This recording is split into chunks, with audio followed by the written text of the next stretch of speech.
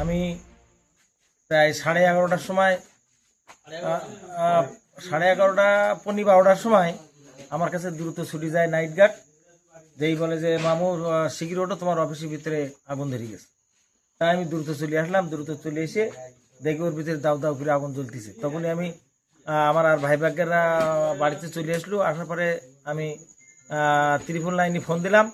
দেওয়ার পরে ওনাদের কাছে সাহায্য চাইলাম যে আমার ফায়ার ব্রিগেড লাগবে।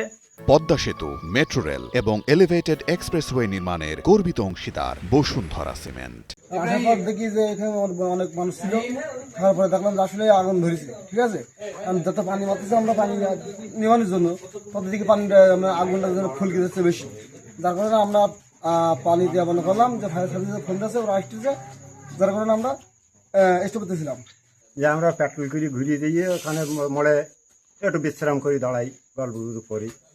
এমন সময় নজর দিয়ে দেখি এদিকে মানে আলো সারা জল হয়ে গেছে।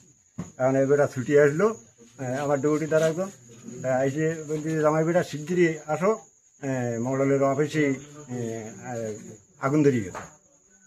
এখন এসে উনি গেল, বললো যে তাহলে শিগগিরই মডেলে পাঠাই বাড়ি দাও।